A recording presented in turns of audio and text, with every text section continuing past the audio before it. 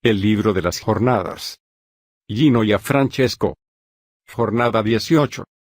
Risa. Salieron de Libna y acamparon en Risa. Números 33 verso 21. Reposar en Cristo. Vamos a examinar en esta noche la porción del libro de las jornadas que corresponde a hoy. Vamos como siempre a Números 33, estamos ahora en el versículo 21, en esta serie de largas jornadas que hablan del peregrinaje del pueblo de Dios, y que son un ejemplo para nosotros. El versículo 21 dice así: salieron de Libna y acamparon en Risa. La estación que vimos la vez pasada, Libna, algunos manuscritos antiguos tienen la variante Lebotna, que es lo mismo que Libna o Labán. No el Labán, tío de Jacob, porque ese personaje vivía era hacia Siria, hacia el norte. Tampoco se trataba de Libna de la Cefela, sino Libna o Lebotna del desierto de Cades. Salieron de Libna, que significa blancura, y acamparon en Risa. Risa es la estación o la jornada que nos corresponde a hoy. Vamos a abrir ahora el libro de Números en el capítulo 15, donde vamos a encontrar los detalles de esa jornada, y vamos a abrir también en Deuteronomio capítulo 2.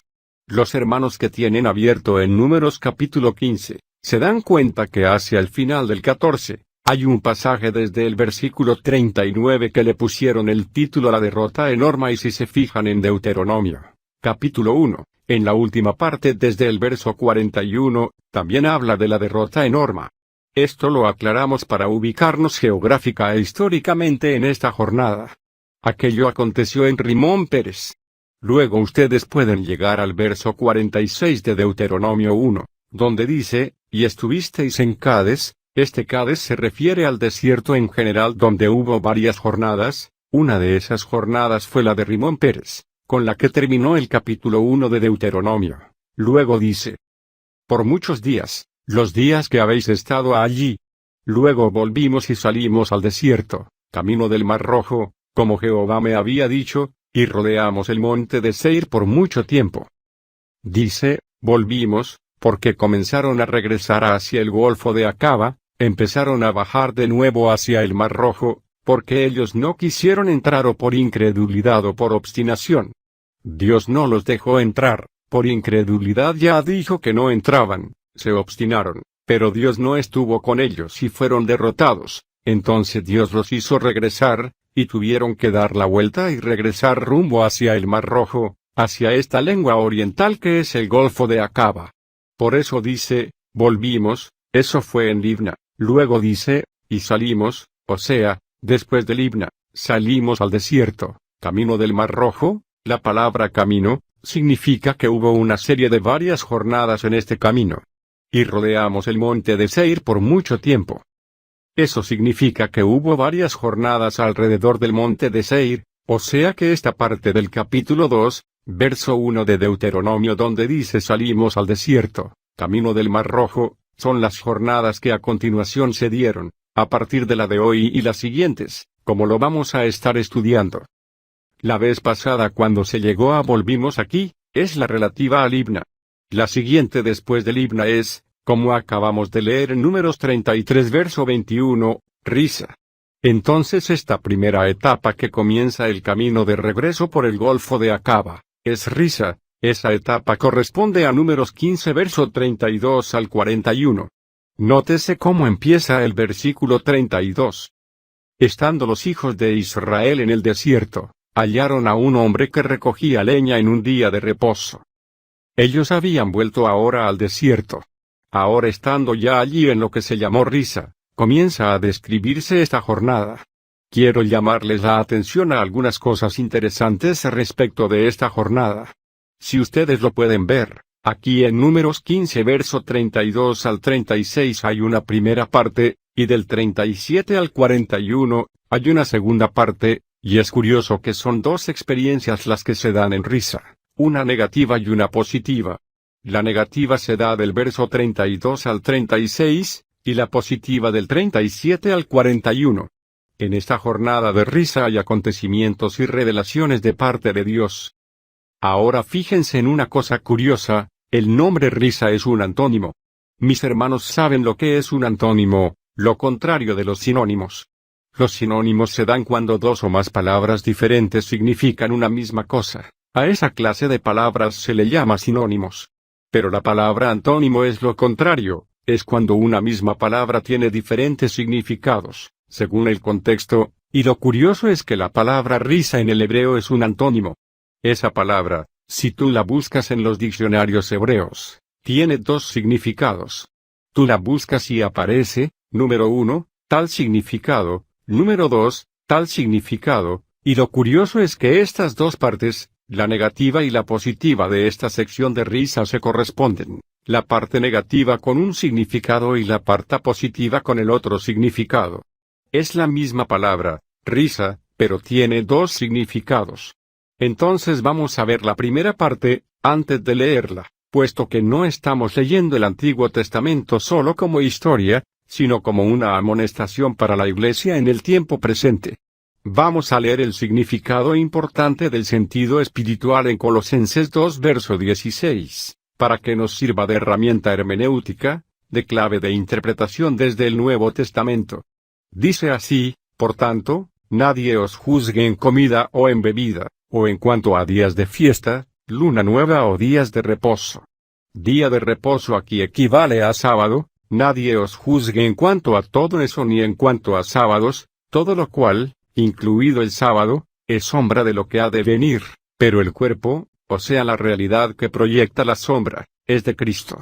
Aquí nos enseña Pablo en el Nuevo Testamento, por el Espíritu Santo, que aquellas comidas, aquellas bebidas, aquellas fiestas, o novilunios, o lunas nuevas, o sábados, eran sombra de lo que había de venir.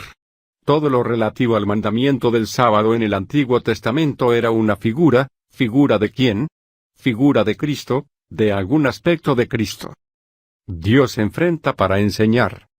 Ahora fíjense que en las estaciones anteriores, o sea en Ridma, donde hubo incredulidad, en Rimón Pérez, donde hubo obstinación, Dios sanó, proveyó para sanar. Libna es blancura para sanar el pecado, para limpiar, el perdón. Y también Rimón Pérez, que significa grieta en la granada, una granada agrietada, dañada, la obstinación de actuar por sí solo. Aquí en esta estación de risa, Dios enseña cómo enfrentar a esa condición espiritual que estuvo representada en esa jornada anterior llamada Rimón Pérez. A través de Libna y a través de risa, Dios enfrenta esa situación espiritual para enseñarnos. Por Colosenses ya sabemos que los sábados junto con otras cosas del Antiguo Testamento son figuras, son sombra de cosas espirituales, y también en 1 Corintios 10 dice que estas jornadas se escribieron como ejemplo para nosotros. De manera que no estamos leyendo esto que vamos a comenzar a leer en Números solamente como una historia, aunque sí es una historia y tiene un primer significado gramático histórico, pero también tiene un significado espiritual que aparece en el Nuevo Testamento. Vamos, pues, a leer esta porción de Números 15 verso 32 al 41, con clave hermenéutica del Nuevo Testamento, sabiendo que es una jornada que sirve de ejemplo para la Iglesia, y sabiendo que el sábado es una sombra de Cristo, porque el problema aquí de la primera parte, es el problema del sábado. Lo que había que aprender en esta lección era a reposar en Cristo, a reposar, porque ellos habían tratado de vencer por sí mismos, obstinadamente, arreglar su vida a su manera, sin depender de Dios y sin reposar en Dios. Entonces Dios tenía por una parte, que enseñarles la gracia, el sacrificio para el perdón, y por otra parte, el reposo. Es lo que hace Dios cuando nos saca del mundo, nos da la sangre de Cristo y el Espíritu de Cristo. La sangre para limpiar el pecado, y el Espíritu para conducirnos en nueva vida y en el reposo y en la quietud de Dios. Entonces esta es la lección de risa. Dice aquí en el verso 32, estando los hijos de Israel en el desierto, ¿en qué punto? Era según Números 33 verso 21, risa, hallaron a un hombre que recogía leña en día de reposo. Dios había establecido en el Antiguo Testamento el día de reposo para empezar a enseñar al pueblo que el pueblo necesitaba descansar, el pueblo necesitaba no solamente estar atrapado en esta vida de afanes, como dijo el Señor Jesús en aquella parábola del sembrador, que la semilla cayó entre espinos y abrojos y ahogaron la palabra y no dio fruto, y dice que esos espinos y abrojos representan los afanes de este siglo. Y aquí está un hombre que debería haber oído a Dios y descansar en Dios para honrar a Dios por medio de su descanso y de su fe, pero este hombre desatendió a Dios y lo que hizo fue ocuparse de recoger leña para echar más leña al fuego, y dice, y los que le hallaron recogiendo leña, lo trajeron a Moisés y a Aarón, y a toda la congregación, y lo pusieron en la cárcel, porque no estaba declarado qué se le había de hacer. El día de reposo. Algo debía hacer la congregación con aquel hombre que violaba el reposo de Dios. ¿Dónde estaba escrito esto? En Éxodo 31 verso 12, allí hay un mandamiento acerca del sábado. Pero recuerden que el sábado, o sea el reposo, es una figura del descanso en Cristo, esperar y confiar en Cristo. Dice Éxodo 31 verso 12 al 17 lo que es el sábado. Lo leemos en las dos claves, gramático histórico y tipológico espiritual, neotestamentario. Habló además Jehová a Moisés, diciendo, tú hablarás a los hijos de Israel, diciendo, en verdad vosotros guardaréis mis días de reposo, porque es señal entre mí y vosotros por vuestras generaciones, para que sepáis que yo soy Jehová que os santifico. Si ustedes van a estar ocupados como los gentiles, diciendo, ¿qué comeremos? ¿Qué vestiremos? ¿Qué beberemos? Siempre preocupados por esas cosas, ¿cuál será vuestro testimonio? Somos del mundo, pero el Señor nos separó del mundo para confiar en Él, y por eso Él establece unas señales en su pueblo. En lo tipológico era el sábado, pero ese sábado es figura del reposo en Cristo, y, ¿qué dice Dios? Que ese sábado iba a ser una señal que diferenciaba a su pueblo de los demás pueblos. Es decir, el pueblo de Dios era un pueblo que no estaba atrapado debajo del faraón de Egipto haciendo ladrillo para faraón, solo ocupado de qué comer, qué vestir, qué beber, totalmente en esa carrera loca de la carne y del alma y del mundo, sino que sería un pueblo que aprendería a reposar en Dios, a confiar en Dios, a tener en cuenta a Dios. A veces la gente se ocupa de las cosas como si no hubiera un Dios que nos guardara, como si no hubiera un Dios que nos ayudara. Pero, ¿qué dijo Jesús? Venid a mí todos los que estáis trabajados y cargados, y yo os haré descansar. Por eso dice, para que sepáis que soy Jehová que os santifico, para que vosotros sepáis que yo los aparto del mundo, vosotros tenéis que descansar. Si nosotros no descansamos en Dios, si estamos otra vez en la batahola del mundo, parece que no hubiéramos muerto con Cristo y resucitado con Él. Pero el Señor dice que nosotros hemos muerto al mundo, dice que en la cruz de Cristo el mundo fue crucificado a nosotros fuimos crucificados al mundo. Nosotros ahora contamos con Dios, para que sepáis que yo soy Jehová que os santifico.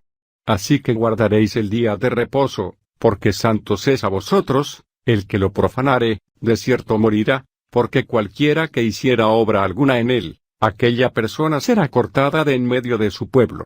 Eso significa que no andar en reposo, es andar en la carne, es andar en muerte. Todo lo que proviene de la carne lleva a la muerte. Estar en esa agitación es estar guiados hacia la muerte. En cambio, descansar en Dios, estar quietos y reposados en el Señor, no quiere decir que no vas a trabajar, sino que vas a descansar en Dios. Aquí dice: 6 días se trabajará, mas el día séptimo es día de reposo consagrado a Jehová. Cualquiera que trabaje en el día de reposo, ciertamente morirá. Sí hay que hacer trabajos y la mayor parte del tiempo se trabaja, pero en medio de nuestra vida de trabajo, Dios establece el reposo, que es en Cristo, ahora en el Nuevo Testamento. Hay que trabajar pero descansando. Fíjense ustedes, antes trabajaban el domingo, el lunes, el martes, el miércoles, el jueves, el viernes, para descansar el sábado, pero Jesús resucitó el domingo, así es que usted empieza descansando toda la semana en Cristo, haciendo todas tus labores en quietud y en reposo, como Pablo le dice a los tesalonicenses, y que procuréis tener tranquilidad, y ocuparos en vuestros negocios, y trabajar con vuestras manos de la manera que os hemos mandado. Algunos se ocupan de sus negocios, pero no sosegadamente, como si no tuvieran un Dios que los cuidara, pero, ¿qué dijo Jesús? Mirad las aves del cielo, que no siembran, ni siegan, ni recogen en graneros, y vuestro Padre Celestial las alimenta. ¿No valéis vosotros mucho más que ellas? No seáis como los gentiles que andan solo preocupados de qué van a comer, qué van a beber, cómo se van a vestir, y no tienen tiempo para Dios. Al que dedica un poco de tiempo a Dios, le dicen, como ese no tiene trabajo, o no quiere trabajar, por eso se mete en esas cosas. ¿Eso no era lo que decía Faraón? Ustedes, dicen que van a adorar a Dios allá, nada de eso. Entonces ahora no me les van a proporcionar paja, sino que van a hacer ladrillos sin paja y tienen que conseguirla, es decir, que les aumentó el trabajo. Ese Faraón representa a Satanás, queriendo mantenernos en esa carrera loca del mundo, pero el Señor nos santifica, nos separa del mundo y ese descanso en Dios, es esa señal de diferencia. Ese sábado de señal, la señal del sábado es descanso, de la fe, la confianza en Dios, hace diferencia entre el que está solo en el mundo y el que es con Cristo. El que está en Cristo también está en el mundo, también trabaja, pero trabaja sosegadamente, con fe, con confianza, contando con Dios, como viendo al invisible. Seguimos leyendo en Éxodo 31 verso 16. Guardarán, pues, el día de reposo los hijos de Israel, celebrándolo por sus generaciones por pacto perpetuo. En el versículo 15 decía, cualquiera que trabaje en el día de reposo, ciertamente morirá. El día de reposo es señal del pacto. Cuando tú estás en Cristo, estás confiando en Él, eres socio de Dios, ese es un pacto, entonces puedes confiar, puedes contar con el Todopoderoso, y Él es fiel, puedes confiar, puedes descansar. Entonces dice, señal es para siempre entre mí y los hijos de Israel, porque en 6 días hizo Jehová los cielos y la tierra, y en el 7º día cesó y reposó. Dios no hizo al hombre para el sábado, sino el sábado para el hombre. A Dios le importa el hombre, Dios sabe que el hombre en una carrera loca se va a destruir, no va a cumplir su propósito, el hombre para poder cumplir su propósito tiene que descansar en Dios. Los ciclos del crecimiento. Vamos a mirar otros versos que nos hablan de esto.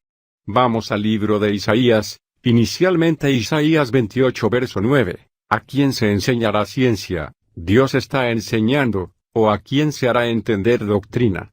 ¿A los destetados? ¿A los arrancados de los pechos? Fíjense cómo empezó Dios. Porque mandamiento tras mandamiento, mandato sobre mandato, renglón tras renglón, línea sobre línea, un poquito allí, otro poquito allá. Así empieza Dios a enseñarnos, con la ley, con una figura, y luego vienen las lenguas, o sea esa señal del Espíritu. Porque en lengua de tartamudos, y en extraña lengua hablará a este pueblo. Nótese que este pasaje es al que se refiere el apóstol Pablo en el capítulo 14 de primera carta a los Corintios, diciendo que estas lenguas del Espíritu eran una señal para los incrédulos, y, ¿qué dice aquí? A los cuales él dijo, este es el reposo, dad reposo al cansado, y este es el refrigerio, mas no quisieron oír. Se refiere a la ayuda o el socorro del Espíritu, porque, cuando es que la persona habla en lenguas, a veces no sabes qué pedir, no sabes lo que conviene, y el Espíritu te ayuda con gemidos indecibles. El reposo es la vida en el Espíritu, la confianza en el Espíritu, contar con Dios. Él vino para dar reposo al cansado, para eso vino Cristo, y si no quisieron oír, ¿qué le toca hacer a Dios? La palabra, pues, de Jehová les será mandamiento tras mandamiento, mandato sobre mandato, renglón tras renglón, línea sobre línea, un poquito allí, otro poquito allá, hasta que vayan y caigan de espaldas, y sean quebrantados, enlazados y presos. Otra vez vienen a aprender, como no entendieron la vida en el Espíritu, entonces vuelven otra vez los niños a aprender con la ley, con el tutor de la ley. Por tratar de obedecer a Dios descubren que necesitan la gracia. Dice que fuimos sujetos a la ley para ser conducidos a Cristo, que la ley fue una añadidura para descubrir la condición pecaminosa del hombre y para llevarnos a confiar y descansar solamente en Cristo, pero como los hombres no aprenden a confiar en Cristo, sino que actúan por sí mismos, entonces Dios les dice cómo tienen que actuar y les da la ley, pero no les da la ley esperando que el hombre la va a cumplir, sino para enseñarle al hombre que necesita la gracia, necesita al Espíritu. De manera, pues, que la palabra de Dios, como no entienden cuál es el reposo, que es el Espíritu, entonces viene mandamiento tras mandamiento, y después de tratar de agradar a Dios por su fuerza, caen de espaldas, y sean quebrantados, enlazados y presos, pero por el Señor, como dijo Pablo, prisionero de Cristo. Vamos a otro pasaje aquí en Isaías 30 verso 7, que dice, ciertamente Egipto en vano e inútilmente dará ayuda, por tanto yo le di voces, que su fortaleza sería estarse quietos. Ya sabemos lo que significa Egipto. En esta serie de jornadas comenzamos con Ramesés, nada menos la capital de Egipto, aquella cabeza del dragón, una de las cabezas del dragón y de la bestia. Pero, ¿qué dice de Egipto? ¿Qué dice de Faraón? ¿Qué dice de este mundo? ¿Qué dice de los afanes de este siglo? Estarse quietos es confiar en Dios, no dejarse arrastrar por esa batahola del mundo. Esto es algo muy serio. En Isaías 57 verso 20, también leemos, pero los impíos, no los creyentes, son como el mar en tempestad que no puede estarse quieto, y sus aguas arrojan cieno y lodo. Siempre viven agitados de aquí para allá. También leemos en Isaías 58 verso 13 al 14, si retrajérete el día de reposo tu pie, el tuyo, de hacer tu voluntad en mi día santo, y lo llamares delicia, santo, glorioso de Jehová, y lo venerares, no andando en tus propios caminos, ni buscando tu voluntad, ni hablando tus propias palabras. Noten que es una cuestión de retraerse, una decisión tuya. Cuando estamos hablando nuestras propias palabras, poniendo el pie donde queremos, eso es estar como las olas del mar, como los impíos, agitados. Él dice, no hablando tus propias palabras. Si retrajeres tu pie, entonces te deleitarás en Jehová, y yo te haré subir sobre las alturas de la tierra, y te daré a comer la heredad de Jacob tu padre, porque la boca de Jehová lo ha hablado. Pero no hay tiempo de deleitarse en Dios porque el hombre está ocupado haciendo ladrillos para Faraón. Yo te haré subir, dice Dios, qué distinto. El diablo dijo, yo subiré, pero aquí dice el Señor, yo te haré subir. Una cosa es lo que Dios te da, otra lo que tú con tus maniobras consigues. Uno dice, Señor, si no trabajo el sábado, ¿qué voy a comer? Yo te daré a comer, dice el Señor, yo te daré a comer la heredad de Jacob tu padre. ¿Tú no sabes lo que quiere decir una heredad? Una heredad es algo que Dios te da y que tú heredas, no es algo que tú conseguiste trabajando, no, no. Te daré a comer la heredad de Jacob tu padre, porque la boca de Jehová lo ha hablado, es Dios quien ha hecho esta promesa. La madurez del descanso. Vamos a ver otro pasaje interesante en Eclesiastes 4 versos 6 al 8. Miren lo que dice la palabra del Señor por un hombre muy sabio, que trabajó mucho, que tuvo mucha experiencia. Más vale un puño lleno con descanso, que ambos puños llenos con trabajo y aflicción de espíritu. Yo me volví otra vez, y vi vanidad debajo del sol. ¿Qué fue lo que vio? ¿Cuál fue la vanidad que vio? La siguiente, miren cuál fue la vanidad. Está un hombre solo y sin sucesor, que no tiene hijo ni hermano, pero nunca cesa de trabajar, ni sus ojos se sacian de sus riquezas, ni se pregunta, ¿para quién trabajo yo? Y defraudo mi alma del bien. También esto es vanidad, y duro trabajo. La persona no disfruta lo que consigue, no disfruta los espaguetis porque está pensando en el pollo, no disfruta el pollo porque está pensando en la lasagna, no disfruta de la lasagna porque está pensando en el sancocho, nunca está disfrutando con alegría lo que Dios le ha dado, está siempre preocupado. Pero, ¿qué dijo el Señor? No os afanéis por el día de mañana, porque el día de mañana traerá su afán. Hermanos, el Señor nos habla del reposo. Vamos a ver otros versos. Jeremías 42 verso 10. Noten en qué momento está hablando Jeremías. ¿Saben cuándo? Cuando el mismo pueblo de Dios estaba pensando en volver a Egipto, volver al mundo. ¿Y qué dice el Señor en ese momento por Jeremías? Si os quedareis quietos en esta tierra, os edificaré, y no os destruiré. Os plantaré, y no os arrancaré, porque estoy arrepentido del mal que os he hecho. El Señor sufría porque su pueblo sufría. ¿No estaba sufriendo también Israel aquí en el desierto, en Risa? ¿Y qué es lo que el Señor está enseñándoles? El reposo. Veamos ahora un último pasaje de los profetas.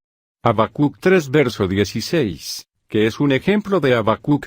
¿Saben en qué tiempo vivió Habacuc? Nada menos que cuando Nabucodonosor estaba a punto de tomarse Jerusalén, en esa época terrible, y miren lo que dice Habacuc. Oí, empezó a oír las noticias, y se conmovieron mis entrañas, a la voz temblaron mis labios, pudrición entró en mis huesos, y dentro de mí me estremecí, si bien, este es el verdadero Habacuc, estaré quieto en el día de la angustia, cuando suba al pueblo el que lo invadirá con sus tropas. La nación iba a ser invadida por otra poderosa del norte, la situación era difícil, pero Habacuc, aunque oía las noticias y se asustaba, dijo, lo que voy a hacer es quedarme quieto, voy a descansar en Dios, voy a confiar en Dios. Amén, hermanos. Entonces, vamos a volver a Números capítulo 15 verso 34. Todo el pueblo, por voluntad de Dios, debería estar ese día descansando y estar con Dios, retrayendo su pie, no hablando sus palabras, no pensando sus pensamientos, sino hablando las palabras de Dios, pensando con Dios, descansando en Dios, pero este hombre seguía en aquella aflicción de espíritu, recogiendo leña, cuando debería estar descansando y confiando en Dios. Entonces, ¿qué hicieron con él? Lo pusieron en la cárcel, porque no estaba declarado qué se le había de hacer. Estaba escrito que el que quebrantara el reposo del Señor moriría. El Señor hace un contraste, o reposas, o mueres. Si estás en la carne estás en la muerte, si estás en el espíritu estás en descanso, estás en libertad. Venid a mí los que estáis cansados, cargados, trabajados y yo os haré descansar, yo os haré eso, descansar en el Señor, ocuparse de su trabajo sosegadamente con fe, no como si no hubiera Dios, sino como viendo al invisible, creyendo en Dios. Entonces los israelitas no sabían qué hacer. Bueno, este debe morir, pero ¿cómo? Y Jehová dijo a Moisés, esta es una revelación, que muestra que el no reposar en Dios es señal de muerte, irremisiblemente muera aquel hombre, apedréelo toda la congregación fuera del campamento. Ya sabía toda la congregación lo que tenía que hacer, antes sabían que tenía que morir, pero ¿cómo? A pedradas. Dios no quiere que eso se dé en medio de la iglesia debe juzgar esa falta de reposo, como dice en Hebreos. Vamos al capítulo 4 de Hebreos.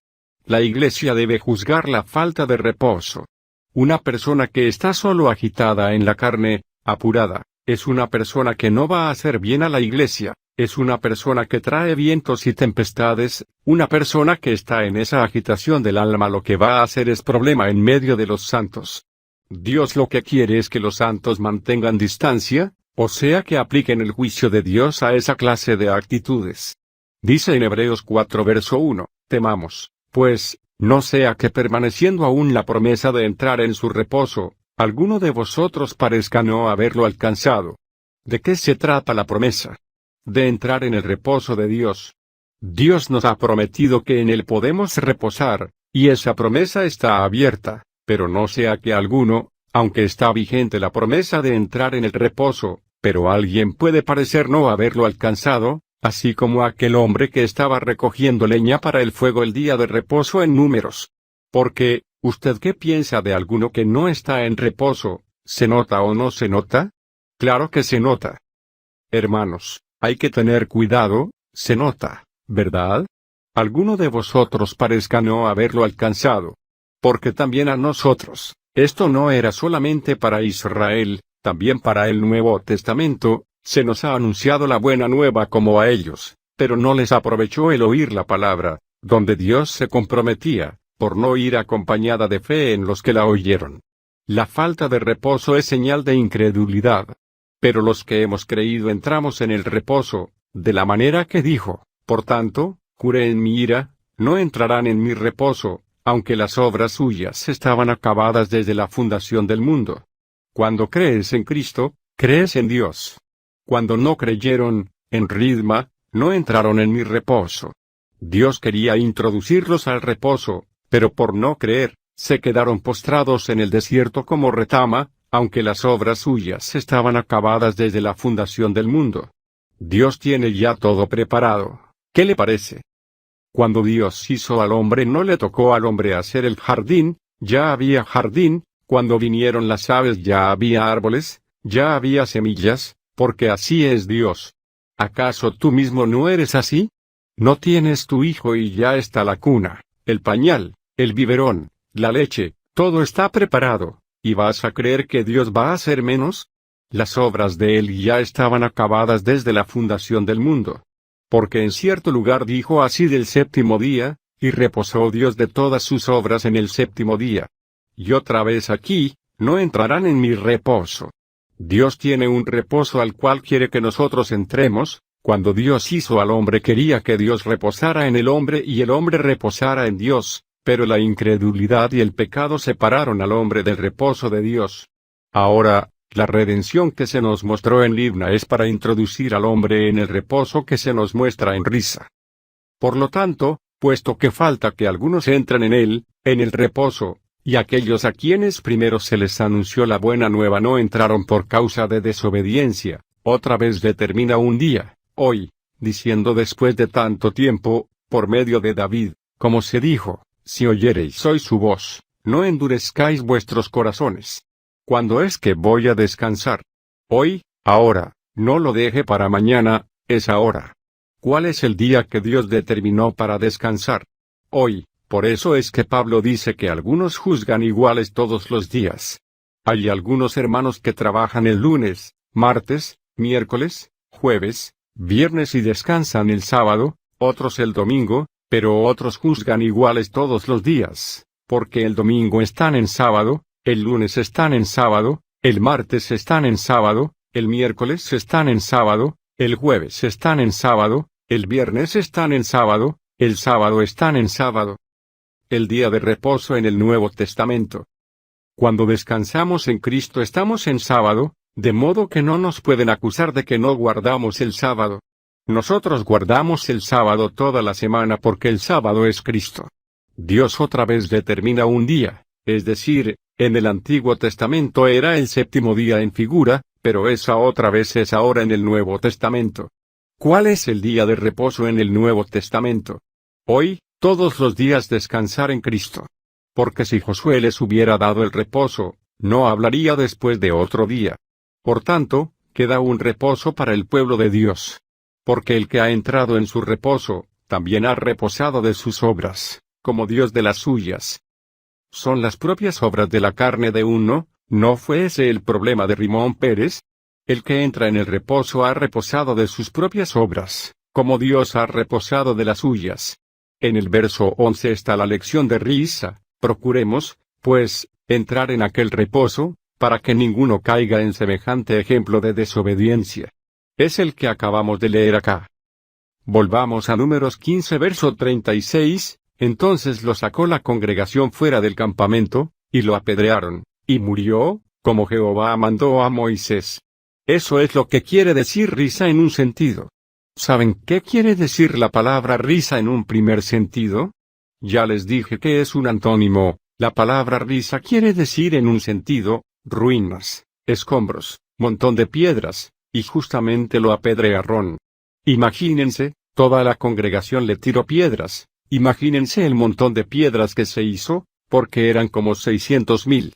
Dios espera que nosotros juzguemos a nuestros hermanos, no a pedradas ahora en el Nuevo Testamento, porque antes se hablaba en el sentido material, ahora es en el espiritual, pero sin juzgar eso, no aprobarlo, no ser arrastrados a esos afanes, sino descansar en Dios y juzgar esos afanes, esa falta de confianza en Dios. Hay personas que están tan ocupadas que no tienen espacio para Dios, y después no saben, y dicen, es que si no trabajo un domingo, después no me alcanza, no puedo estar con los hermanos. Pero, ¿saben qué?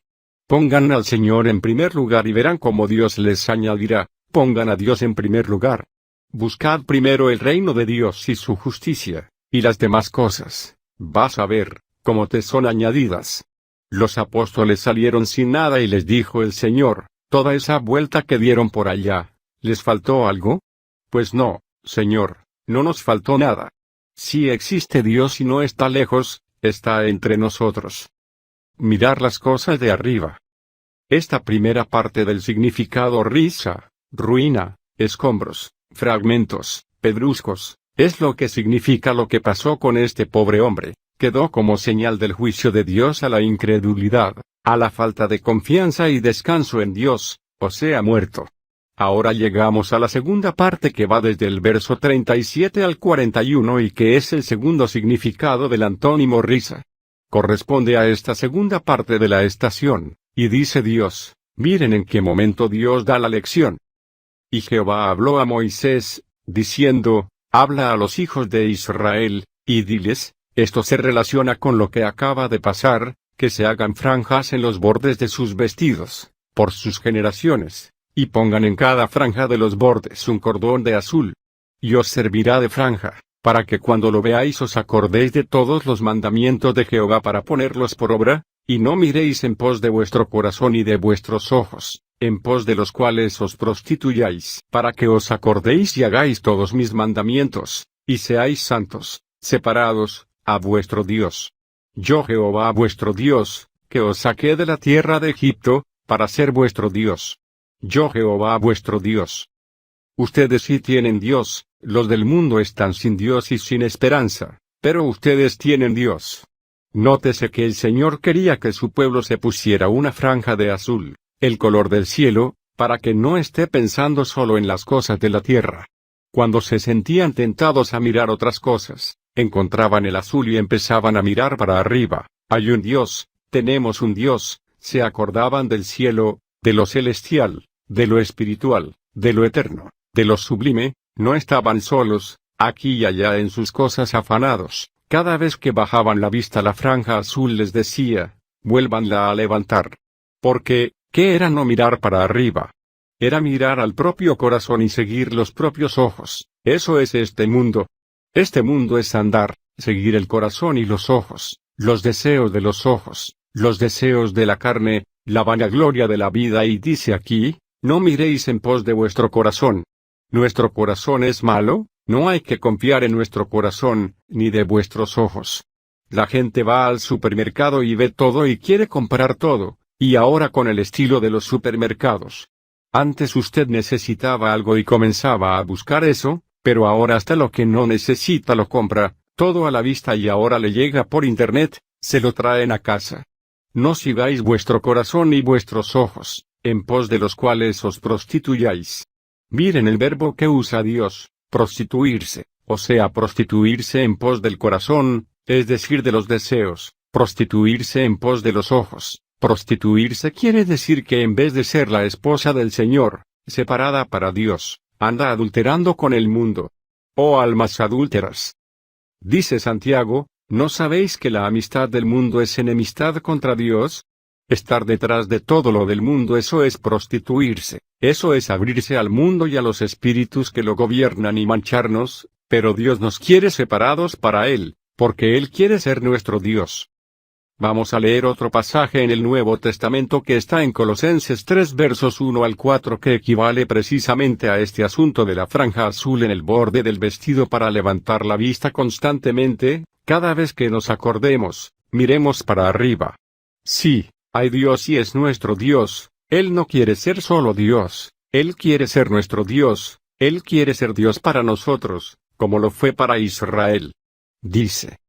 Sí, pues, habéis resucitado con Cristo, estáis en reposo, buscad las cosas de arriba, la franjita azul, donde está Cristo sentado a la diestra de Dios. Él tiene toda potestad en los cielos y en la tierra, nada le queda chiquito, nada le queda imposible, seamos creyentes, no incrédulos. Poned la mira en las cosas de arriba, no en las de la tierra.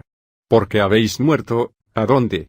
A este mundo, habéis muerto a Egipto, y vuestra vida está escondida, no está en peligro, con Cristo en Dios. Cuando Cristo, vuestra vida, se manifieste, entonces vosotros también seréis manifestados con Él en gloria. Entonces estos versículos de Colosenses se corresponden con este pasaje de risa aquí. No mirar las cosas que se ven, sino las que no se ven, como Moisés que se sostuvo como mirando al invisible, eso es la fe, esa es la confianza. Ahora, el otro significado de la palabra risa, es gotas de rocío. ¿De dónde viene el rocío? Del azul, del cielo, y cuando aquí está todo seco, baja el rocío y refresca, reverdece. Hay otra palabra que también proviene de esta misma raíz risa, y es la palabra humedad. Es la humedad que viene del rocío, porque es que al principio ni siquiera llovía, al principio era solo rocío, cuando no había la caída ni el juicio del diluvio, era rocío, después vino la lluvia. Siguió el hombre pecando, entonces vino el granizo y sigue pecando, el granizo se va a pegar y van a ser grandotes los granizos, pero al principio era rocío, era muy suave, había necesidad de abundancia, entonces descendía el rocío del cielo y reverdecía, humedecía lo seco y brotaba la abundancia. ¿De dónde venía la abundancia? Del cielo es que viene la abundancia, es la bendición de Dios la que enriquece. ¿Qué es una bendición? Una bendición es algo más que lo lógico es 2 más 2, 4, 2 pescados, 2 pececitos, come mi papá y mi mamá, pero el Señor bendijo esos pocos peces y pocos panes y comió la multitud y sobraron 12 cestas llenas. Esa es la bendición, cuando Dios de lo que parece que no hay nada, tú no sabes cómo brota, alcanzó para todo. A veces cuando conversábamos con los hermanos obreros allá en Brasil decían, hay un hermano que me da un cheque al mes de 100 reales, pero todos comemos todos los días, los hermanos siempre están en casa comiendo, durmiendo, viajamos, ¿cómo nos alcanza esos 100 reales para comer tantos días? Viajar, ir, venir, si nos vamos a poner a hacer cálculos, mejor no hacemos cálculos porque no nos alcanza para nada, pero confiando en Él podemos ir y venir. Si yo me pongo a hacer cálculos de lo que me cuestan los viajes que hago, tal vez no viajaría. Marlene hizo una vuelta conmigo, ¿cuántos viajes hicimos en avión? Cantidad de vueltas y vueltas, a veces no tengo ni un peso y voy en avión, siempre he desayunado, almorzado, comido, hemos ido y venido, el Señor ha sido fiel, Él ha usado su mano, Él es fiel. Entonces dice aquí la palabra, yo soy vuestro Dios. No miréis para abajo, mirad las cosas de arriba donde está Cristo a la diestra, con toda autoridad y poder. Él es el Rey, ocupémonos de las cosas de arriba. Cuando tengamos la tentación de estar como enterrándonos, miremos la franjita azul y otra vez, para que os acordéis que no somos de esta tierra, somos peregrinos, nuestra ciudadanía está en los cielos de donde esperamos al Salvador. Nosotros esperamos de los cielos porque somos creyentes, más allá de los cálculos, la bendición de Dios es ir más allá de los cálculos, es un imposible. No está la simiente todavía, y le dice el Señor por Ageo al remanente, miren, cuando mi casa está abandonada, ustedes se ocupan de su propia casa, y, ¿saben qué hago yo? Yo disipo el trabajo de ustedes. ¿Saben por qué lo disipo? Porque ustedes se ocupan de ustedes, de su propia casa artesonada y mi casa está desierta, y ustedes se ocupan de lo de ustedes, entonces, ¿saben qué les pasa? Van por 50 y solo tienen 30, van por 30 y solo tienen 20, a lo mejor le iban a pagar la deuda y le pagaron solo la mitad, o a lo mejor no se la pagaron, pero dice el Señor, pero desde este día que pongáis los cimientos de mi casa, este día os bendeciré, o sea la bendición es, yo estoy con vosotros. Contar con la bendición de Dios es lo importante. Donde están los hermanos juntos en armonía, allí hay bendición, lo que tenemos que hacer es no ahuyentar la paloma, como dice el canto, no dejes volar la paloma muy lejos de ti, ella es la que canta susurros de paz y de amor. Si hacemos algo contra los hermanos, contra la armonía, la bendición no puede venir, la palomita se asusta de ver esa clase de monstricos, pero si lo buscamos a él, la bendición puede venir, pues Él envía bendición y vida eterna donde los hermanos están juntos en armonía. Entonces, ¿no es esto rocío, lluvia, gotas, humedad? Esto es risa, el rocío y la humedad. Vamos a dar gracias al Señor.